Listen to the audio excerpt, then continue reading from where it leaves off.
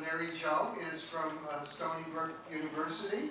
She is one of the leading writers in Italian American Studies. She also is in the English department and in gender studies as well. We're lucky to have her. The commentator will be my partner Gloria Nardini, who is the author of Ma che bella figura. Is there a Ma in there? No Ma che bella figura, a study of Italian Women's Club in Chicago. And we're all set. We'll turn it over to Mary Jo, who will speak about Italian Catholicism and literary tradition. Thank you for hanging out here just a little bit longer. I come from a Catholic background, and I think we can fast just a little bit longer, even though I truly am starving. Offer it up for the I'm going to offer it up to, I don't know, Santa Rosalia or something, or someone like that. I want to warn you, I was given a little bit more time, but I do speak very fast, so I'll go through it. And I want to thank Mark and Dom and Loyola for inviting me, and Tony Artizzone sitting there very quietly in the back. Thank you so much for being here today. Let me begin. Capitalizing only 2 words in her entire poem, Italian and St. Anthony, Elaine Romaine semantically diminishes the power of Irish domination and the conventional ritual of the Catholic sacrament of communion in her poem, You Were Always Irish, God. Romaine's description of the annual festa also illustrates its association with patriarchy. I tried to use the most phallic image I could find. As only male figures, most likely Italian priests, father, uncles, and brother, are involved in the sacred outdoor procession. By the end of the poem, in an apostrophe of exhausted resistance, Romaine makes her own confession, "Oh God, God, I have nothing to confess." Overtly distancing herself from church hierarchy, this poet voices a loyal dissension from a distinctly American incarnation of Catholicism, maintaining ties with an Italian cultural heritage that recognizes the sacred in the everyday, and all the sights of you, God, were wine-filled. Today, I would like to recognize the sacred in the everyday by focusing my comments on 2 Chicago storytellers, Rosa Casateri and Tony Artizzone. There they are. Born in different countries nearly a century apart, these artists shaped their narratives through a recognition of the power of faith to cope with the perils of migration from Italy and the vexing adjustments to various hostilities from the host country, America. I will argue here that through specific forms of community, sacred and secular, immigrants and their children maintained their faith and transformed native-born Americans who held different religious traditions. Both the progressive era settlement house and the influences of the religious orders of Catholic nuns effected important aims for Italian immigrants, enabling both a relaxing of rigid 19th century religious ideologies and an acceptance of non-traditional forms of Italian Catholicism in America. Historical underpinnings and Italian Catholicism. Italian-American writers have historically responded with ambivalence and resistance to the institution of Catholicism as presented to their ancestors in America, and equally so in its belief in the continued subordination of women. While she admired the religious structures of the Catholic Church, including the liturgy of the Mass, Sandra M. Gilbert recognized that those structures for so long and so nakedly embodied and perpetuated the assumptions and oppressions of a patriarchal culture that defines those of us who are women as secondary and inferior, indeed as basically vessels for the transmission of physical life. Writers of Italian America capitalize on the fact that the American Catholic Church at times misunderstood and delegitimized Italian Catholicism, thereby underemphasizing the preeminent role of women to influence entire families. The Church's scornful attitude hardly dissuaded Italian women from practicing their religion, even if they were not welcomed in its doors. As Linda Ardito explains, Italian immigrant women represented the link between home and church. Unlike the men who did not regularly attend Mass, or abide by doctrines of the liturgy. The women represented the family in fulfilling such religious duties as hearing Mass on Sundays and holy days of obligation. An Italian-American woman's position in this regard was so influential that Protestant denominations would appeal to her if they were to secure a possible conversion by other members of her family. One of the central features of Italian Catholicism brought to American shores is the religion of the home, a concept tracing to the Romans for whom religion begins in the home, centered on family relations and the casa. The religion of the family extends in concentric circles outward from the home to the neighborhood, city and country, ultimately to the natural universe. Religious studies scholar Robert Orsi, right down the street over at Northwestern, refers to this emphasis on the moral world of Italian America, the centrality of the Madonna, and the space of the ethnic enclave as the domus, a conceptual figure that included non-family members and the actual physical spaces where Italian Americans settled. There's a copy of his wonderful book that came out, I think, in 1985, still extremely useful. Confluence of factors accounts for the difficult situation for Italian Catholics who came to America with their spiritual beliefs intact. These include an Italian Catholic popular religion practiced in Italy, which has already been mentioned several times, the migration to America of Italian Catholics, making second only to that of Ireland, and the response of the hierarchical church in America to Italian immigrants. Make no mistake about it, Italian immigrants were deeply Catholic, yet their devotional practices in America were perceived as unacceptable to the official church. In his analysis of Italian Catholicism, historian Rudolf Beckley explains that the peasants were intensely parochial and traditional, while nominally Roman Catholic, theirs was a folk religion. Two observers of Italian America, Phyllis Williams in South Italian Folkways and Leonard Cavello in The Social Background of the Italo-American School Child. These books are still super important, at least for me throughout my career in Italian American studies. Express a two monads model originally examined by Gabriele de Rosa, a paradigm which suggested that Italy was divided into two camps. On the one side stood the church, which worked to promote official Catholicism, and on the other side were a variety of economically subordinate groups, mainly peasants, who clung to beliefs and practices inherited from dim pagan pasts. Sociologist Michael P. Carroll suggests that popular Catholicism in Italy indeed was shaped by priests in local churches, already mentioned today, challenging the assumption in the scholarly literature on immigrants of an unnecessary binary between official forms of Catholicism and local traditions. American scholars of Italian immigrants have traditionally erred in minimizing the role and significance of the Catholic Church, maybe because most of them were sort of unreconstructed radicals from the 60s, creating a false dichotomy between local practices and the role of the Church.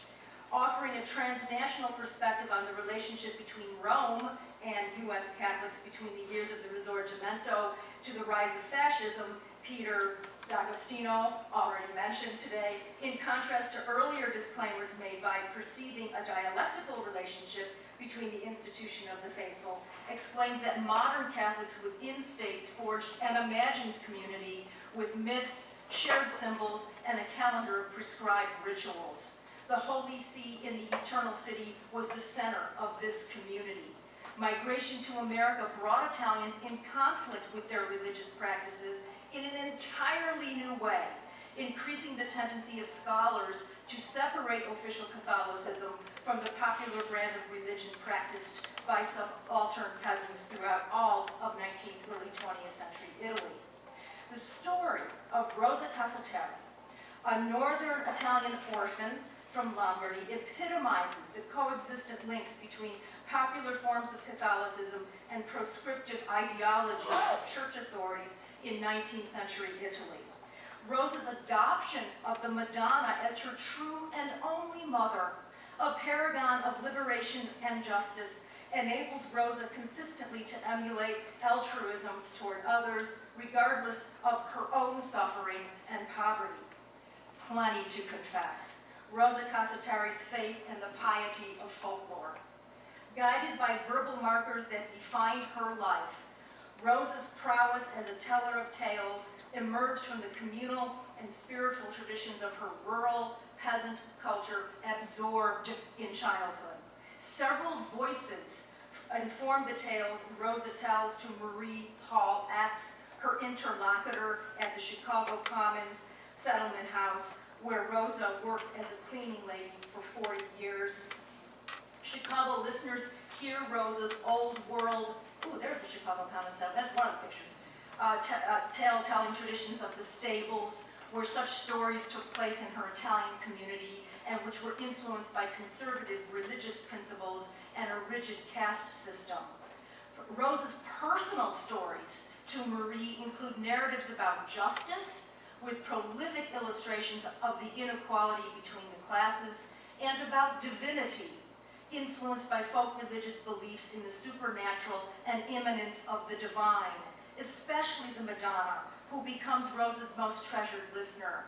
Once Rosa is encouraged by Marie to tell personal experience stories, which includes a powerful migration narrative, she becomes not only the narrator of her own life, but simultaneously the voice of justice and faith as she merges her own life story with features of folk tales in which triumph is victorious over adversity.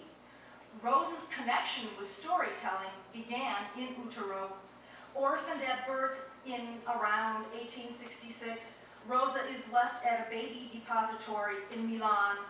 Infant abandonment in Italy by mid-19th century included a high percentage of newborns, many of them dying in their first year. Illegitimate children were stigmatized by church and civil authorities, referred to as figli della colpa, children of blame. Placed in a torno or a ruota, a kind of turnstile, the abandoned infant could be left anonymously. Even before Rosa is adopted by foster parents in rural Cuggiono and learns the art of storytelling, she has within her the makings of a triumphant story. Cultural anthropologist David Kurtzer references stories of abandonment and redemption, from the two founders of Rome to the man who led the Israelites out of Egypt, to distinguish such sacred and legendary texts from the untold thousands that died under this mass system. So when ordering Rosa's stories, Marie Hall Etz felt attracted to the story of redemption, literally beginning Rosa's biography with her abandonment at the Milan Foundling Hospital, focusing on this orphan's triumphant survival, beating a system that thwarted so many others. Recognizing her fortune, Rosa reiterates the fact that on the day of her birth coincides with the Purificazione di Maria, aligning herself spiritually to a Marianist sensibility. This identification confers upon Rosa a magical relationship with the Holy Mother, who, as Maria Warner explains, occupies a mediating position as a creature belonging both to earth and heaven. And I love this one image of the Madonna. She's so happy, and you rarely see a smiling Madonna. So I took these images from the Warner book, and then of course the famous one of the peasant Madonna sitting on the ground. And I'll refer to that again.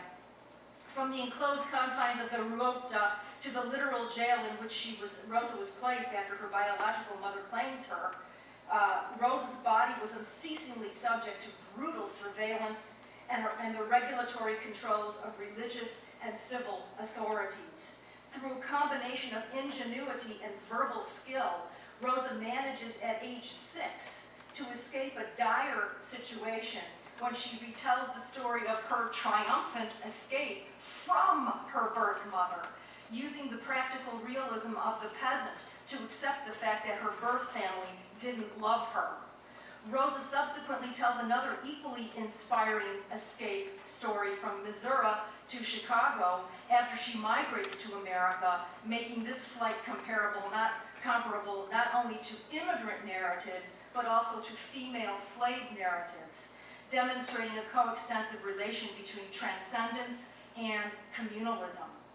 the Chicago Commons Settlement House becomes the primary locus for Rosa's genial memories of a painful Italian past, and significantly, the pivotal space where she gains local fame in America as a storyteller. Founding director Graham Taylor, influenced by the spirit and ideals exemplified by Jane Addams at Hull House, just a little further south, opened the doors to the Commons the year after the Columbian Exposition in 1894. Excuse me. Where's dry? Okay. If you can control your breath, you can control your life. Yoga mantra. Okay. Where was I? Opened the doors to the Commons the year after the Columbian Exposition in 1894, in the midst of the Depression of 1893, the worst the nation had known up until that time. Despite undervaluing the very people he aimed to serve, Graham Taylor built a settlement house located in the middle of one of Chicago's poorest neighborhoods and manned it with middle-class volunteers like Marie Hollette's, providing tenement dwellers a haven from hostility. Here begins Rosa's long-standing relationship with the Chicago Commons. Despite its limitations, the settlement house helped Rosa learn English and provided her enough remuneration to keep her family out of the most anomic poverty. As a space for the demonstration of Rosa's verbal dexterity, the settlement house cannot be underrated. Reigniting her passion for tale-telling, Chicago Commons gave Rosa access to an audience. That Rosa unites the activities of work and storytelling reinforces the fact that telling stories is as basic to her survival as work.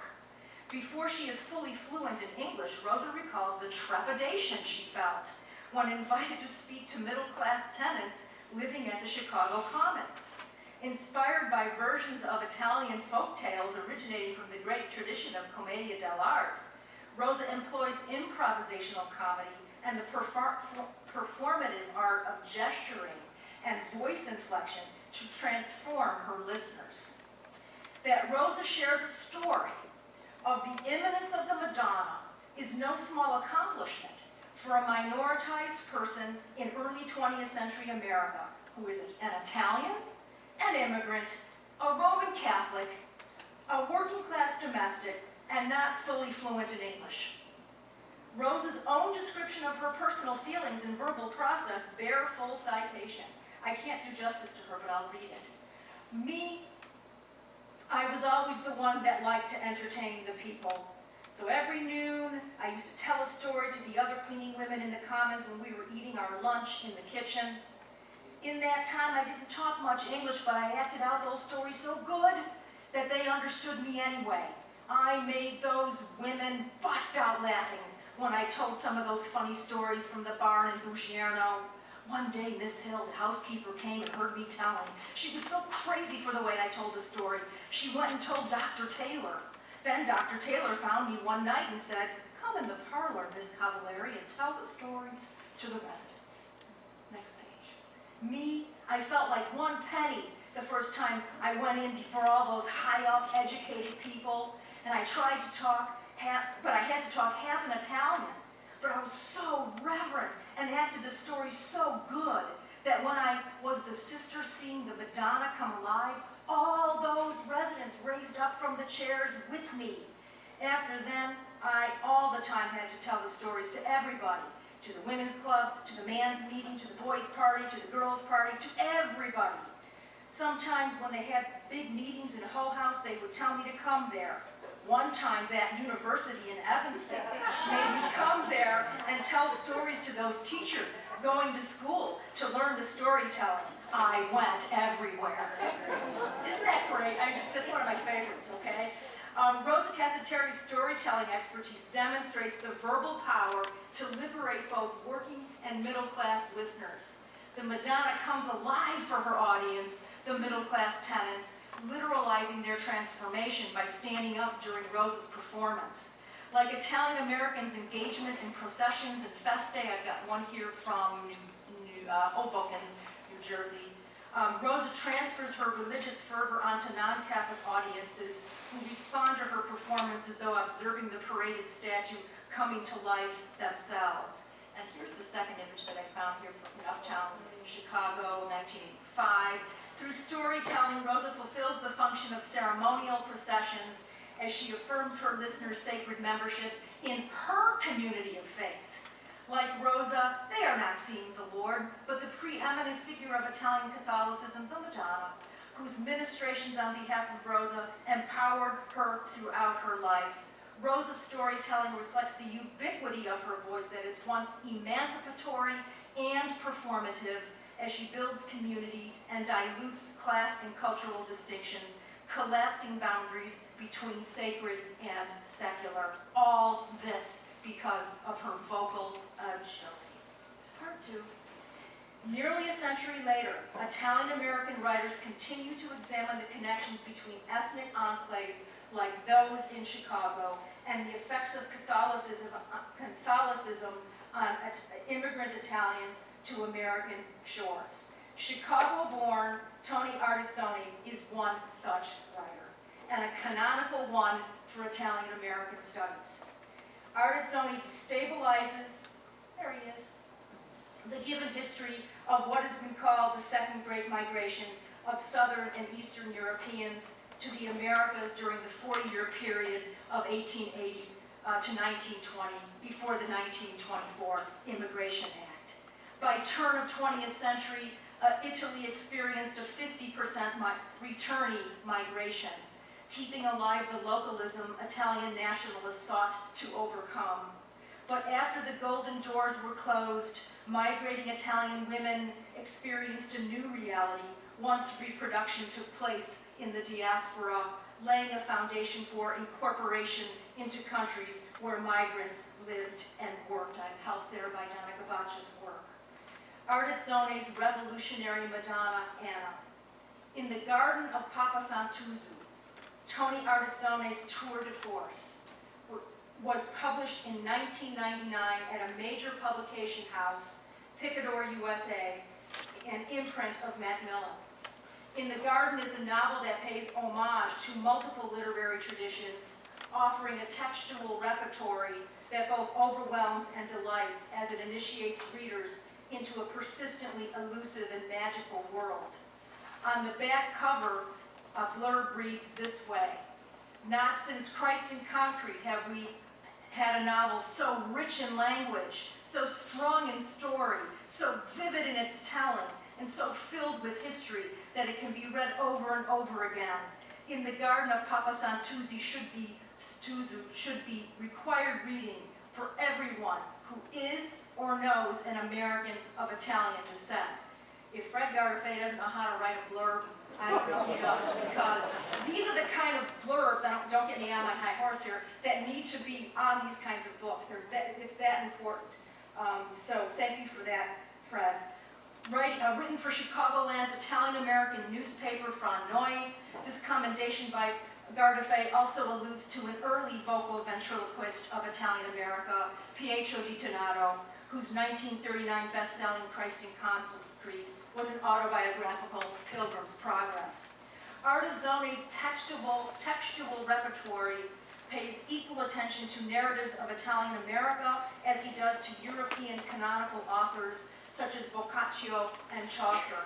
In an effort to place the diasporic experience of Italians, specifically Sicilians, on the map, Artizzoni plays the role of historian, folklorist, and contemporary magical realist, refusing to dictate a master protocol of reading through an all-knowing narrator. Rather, the author structures his novel around stories told by 12 voices, all relatives in-laws of Papa Santuzzu, the Sicilian patriarch who initiates the migration of each of his 7 children, justifying their leave-taking out of a sense of paternal compassion for their impoverishment. Uttering maledictions at a system of belief that would require more sacrifice from poor people than from God's only Son, Papa Santuzzu exclaims, "I sent them away! I did! All 7! God sent only 1! 7 against one, there are some things on earth in the lives that we live that are more sacred. Aware of the importance of intertextuality, Artazzoni employs rhetorical conventions with documentary value, prefacing his novel with epigraphs from Booker T. Washington, Karl Marx, Luigi Pirandello, and proverbial Sicilian culture. Such a paratextual convention roots the fiction firmly in historical actuality, shaping the narrative that follows, merging stories of the visible and invisible, winners and losers, literate and illiterate. Artazzoni's Sicilian characters are as different as the variegated colors of their island nation.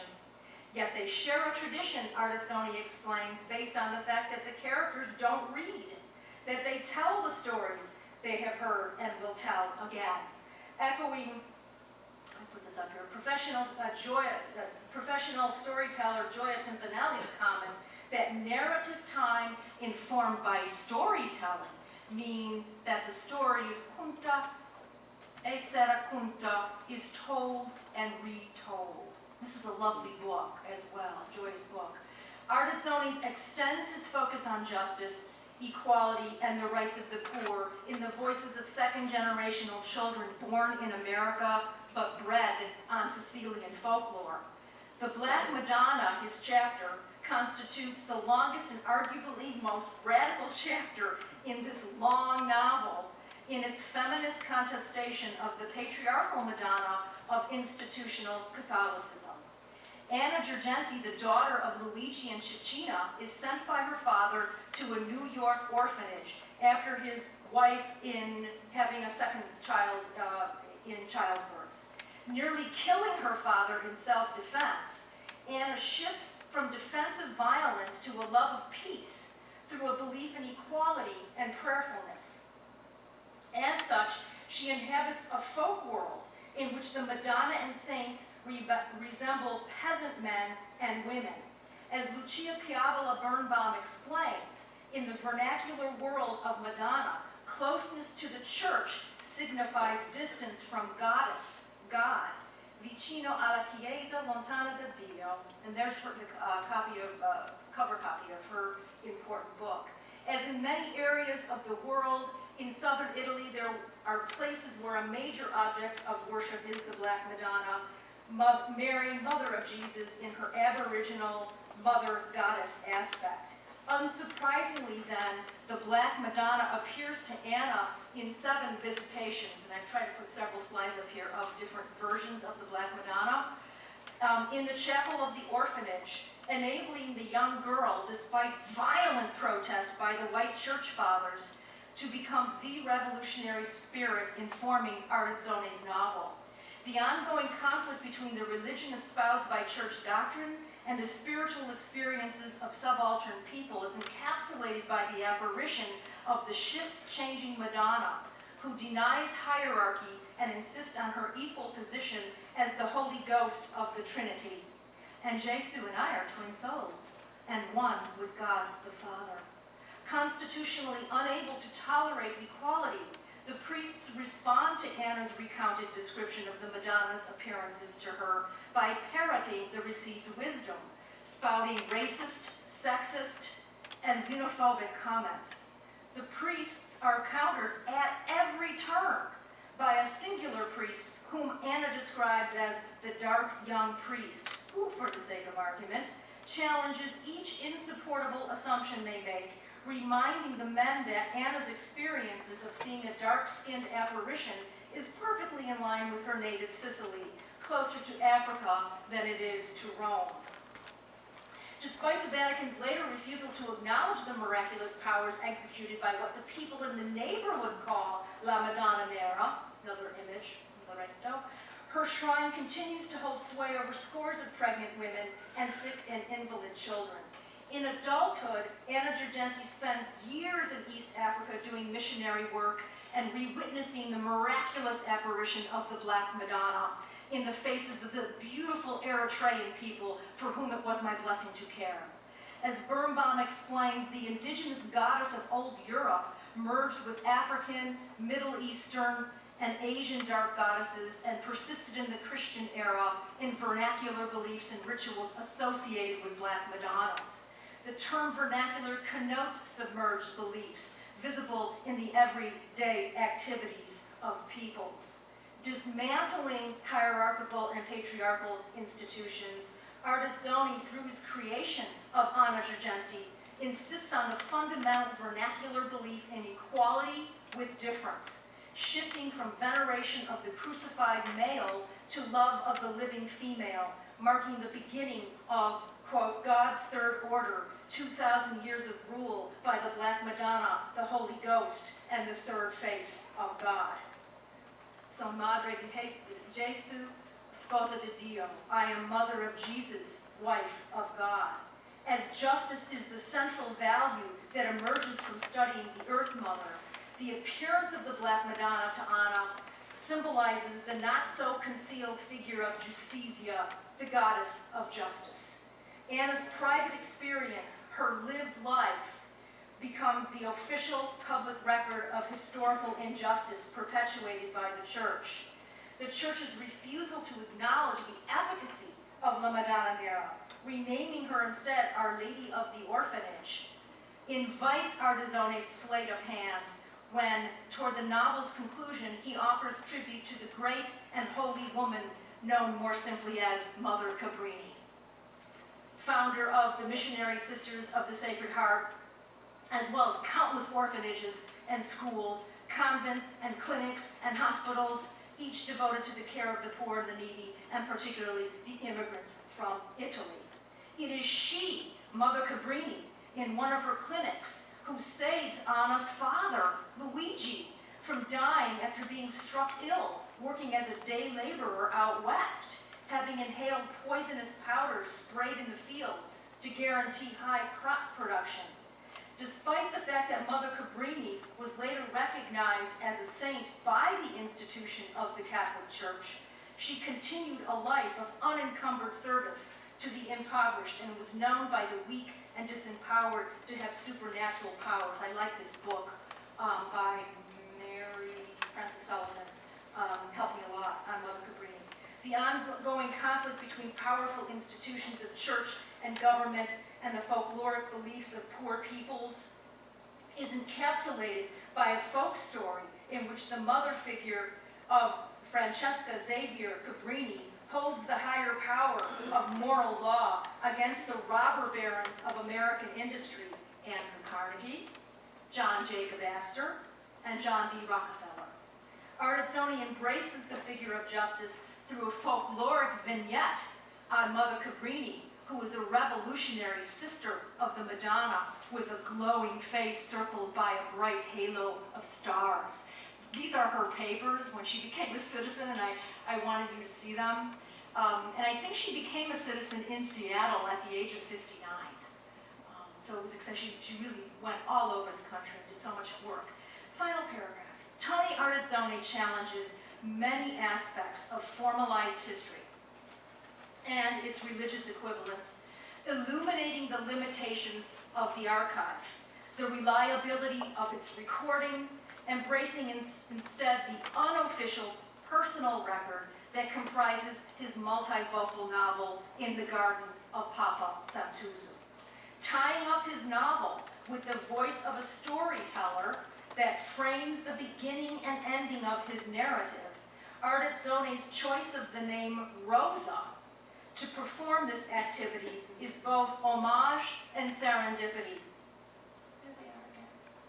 Rosa's final vision in the garden embraces the historical Rosa, reaching across a century to share a vision of reunion without suffering. Just true songs and stories.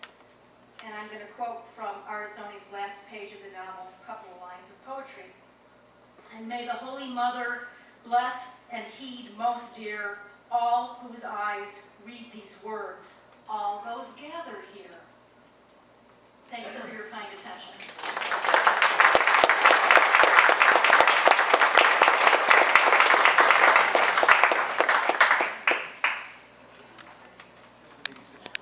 Yeah.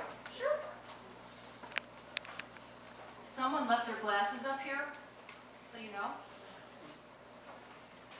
I have a brief response to this wonderful paper with the sacred and the everyday as its theme, and specifically I'm interested in the circular pattern of the Northern Italian uneducated Rosa, and the educated Sicilian American Tony Artizzoni, who converge at the end through the trope of storyteller.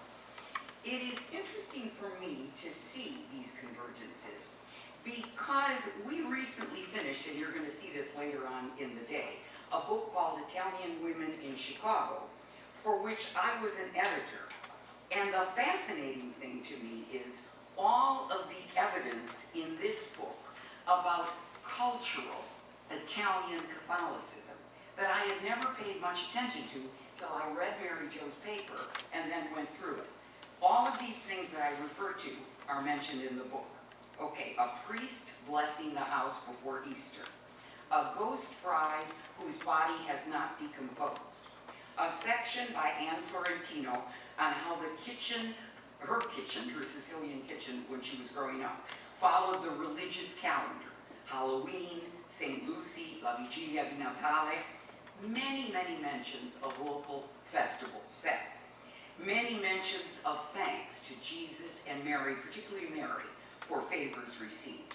A whole story of Mother Cabrini, who of course is here. Elaborate, elaborate wedding details having to do with putting on bella figura for the guests in attendance. Societies, many societies mentioned, in which women participated as joiners in a way to achieve, and in fact I'm going to read a piece from Lou Corsino's piece, in a way for women to achieve status. The fact that, listen to this one, the Italian Cultural Center in Stone Park was begun by Father August Feccia. So this is a religious, but the center is not called the Italian Religious Center, it's called the Cultural Center. A sense of religion as a theme, which in my introduction to the book, I write about how important this religiosity is. Reverence for la mamma, la grande mamma, which you see over and over again in pieces. In one piece that Fred Gardafe wrote in particular. Carlo Lombardo's comment on when his very beloved grandmother died, they gave her a fantastic Sicilian 3-day wake that reminded me of things from the 60s. Serafina Ferrara, a businesswoman in Chicago, who was baptismal godmother to 300 kids, confirmation sponsor to 250. The born-again experience of Joyce Garrow, who writes in this, in our book, she was in the 70s a gold digger on the Dean Martin show. And now she had a born-again experience. Now she's a music minister at church, and she attends daily mass and communion. The Christmas Eve extravaganzas held at a woman named Ruby Saratella, now deceased, house. Many mentions throughout this book of the ritual eating of fish on Christmas Eve, and then the use of space for women to gain prominence. This is from Lou Corsino's piece. Many Italian women responded to these exclusionary processes. He's talking about the fact that in Chicago Heights, the men ruled, not the women, by creating their own forms of participation and their own sacred spaces. Auxiliary church organizations, such as the Altar and Rosary Society, the Mother Cabrini Society, the Mothers Guild, the Holy Name Society, the San Rocco Choral Group, provided opportunities for women to gather in the name of the church. In particular, rosary circles in one's homes were occasions for religious devotion in a less gendered social space. At the same time, the social and philanthropic activities of these groups were one of the few avenues for Italian women to achieve a measure of respect and prestige in the community as a whole. Obituaries of these women almost invariably mention participation in one of these organizations as an indicator of the good deeds and valuable contributions they made to the community. It also dawns on me in talking to you, if you read interviews in popular magazines of famous people. They never ask them if they're Catholic. They say, "E praticante?" In other words, do you practice? The assumption is, of course, they are Catholic. Do they actually go to church? That's another issue. So that's my first comment. My second comment refers to something about which I knew nothing, and I discovered in Mary Jo's piece, called chiese ricettizie, which is a mezzogiorno, a southern Italian phenomenon, a church run collegially by a group of priests, I'm reading from my notes, whose primary concern was an administration of la massa comune, property collectively owned by the church. Each priest received a share in the revenue generated by the property, and no non-local priests could be admitted. Therefore, these priests became men like anybody else in the Paese, and the reform of the Council of Trent in the 1500s didn't do much to change anything there. The Council of Trent was real important because, for one thing, it established celibacy among priests. Well, this was not particularly something that influenced southern chiese ricettizie, of which some accounts say 75% of them were. So when Vecoli talks about the fact that the Italians in the United States came equipped with superstition, etc., as opposed to church doctrine, that isn't really the case. They came equipped with church doctrine perpetrated by people who were probably talking about things that were much more superstition than they were anything else. And that's an important distinction to see. Most Italian immigrants came from the South to the United States. And this tradition that they were familiar with was not one that was accepted here, particularly by, of course, the Irish, whose vision of Catholicism was extremely different and who found their practices unacceptable. I have also, it's from Google, this is an ad for a hotel in, I think it's close to Matera in southern Italy. And it is an original site of a chiesa ricettitia that has now been developed into a hotel. And it says, le chiese ricettizie sono una figura tipica dell'Italia meridionale. Avevano il compito di gestire cospicui patrimoni immobiliari e produttivi. Erano provviste di un consiglio di amministrazione nominato non dalla curia, ma dalle famiglie nobili con diritti di patronato, eccetera, eccetera, eccetera.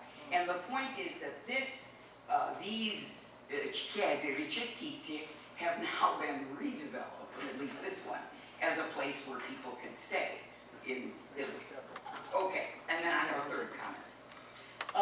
Mary Jo quotes from David Kurtzer, is that right? Yeah, who is from Brown, I think, right? Okay. Sacrificed for honor, infant abandonment, and the politics of reproductive control, which talks about Italians abandoning babies in the rota. And he calls them children of guilt. And I think it should be children of shame, because colpa, translated really, this is my ongoing journey to make sure that Italian is correctly spelled and correctly translated in everything. Colpa has much more to do with the seeing of things, the shame, which also has to do with all the literature about honor and shame in the Mediterranean. So yesterday, I emailed him and I said, by the way, I think that your translation is incorrect. And I thought, when you get to my age, you can do anything. This morning, I received early an email saying, you are absolutely right. It should be shame and not guilt. But 20 years ago, that was the best I can do. And then he said, I hope you enjoyed the rest of the things that I said in the book. Thank you.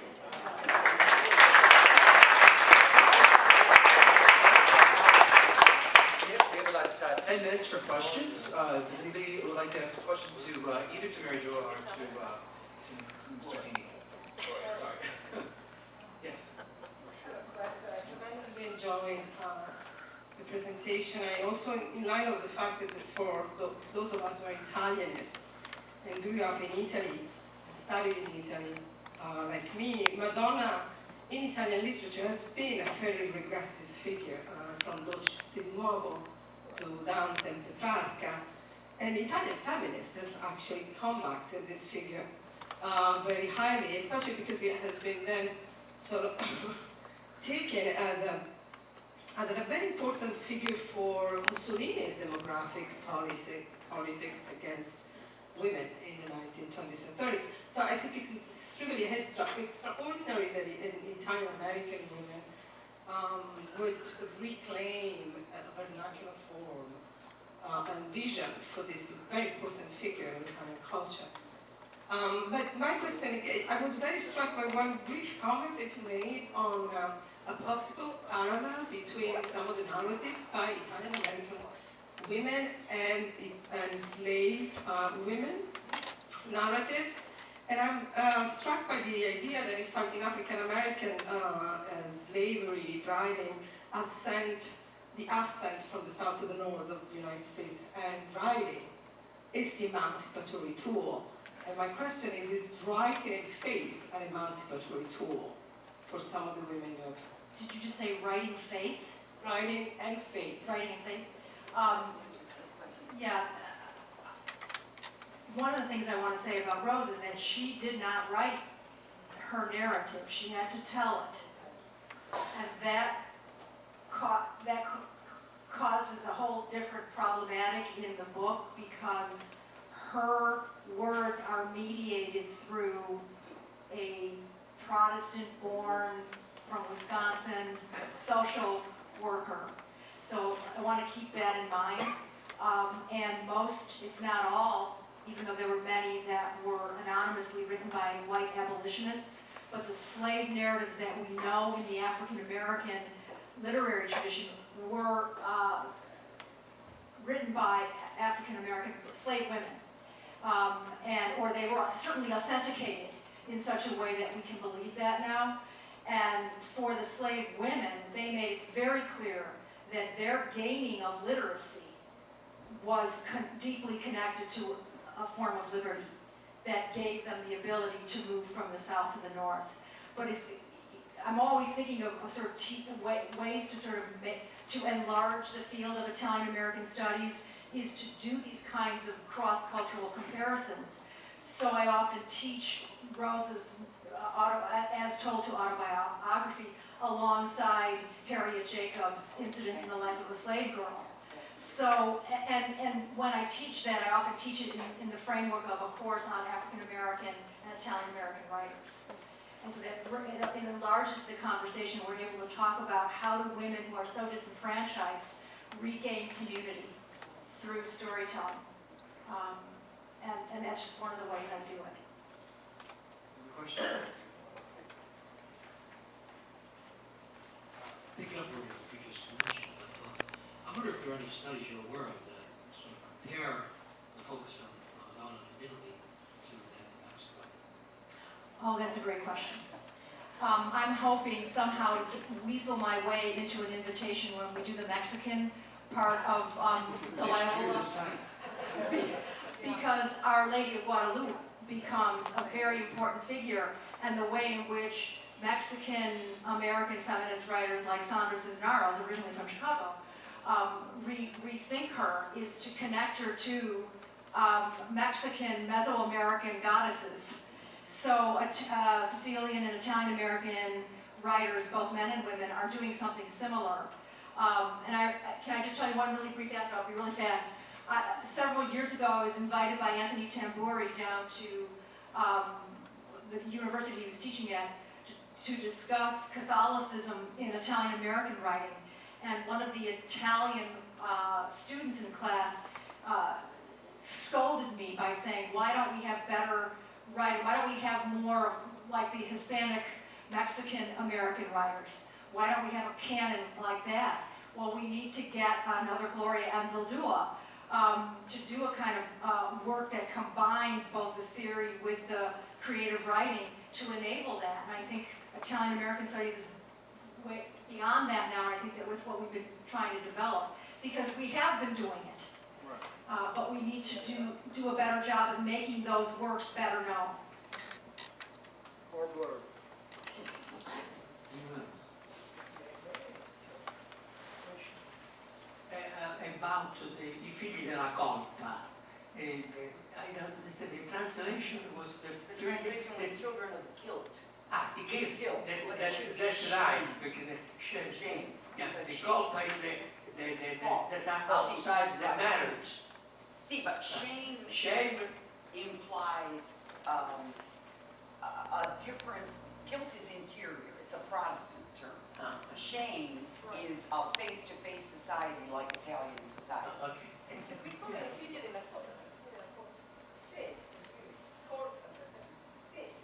Sin. Can it also mean fault? Yeah. Fault. It's your fault. And you're supposed to feel ashamed about it. Maybe more than fault. It's in that outside the marriage. Right. There is a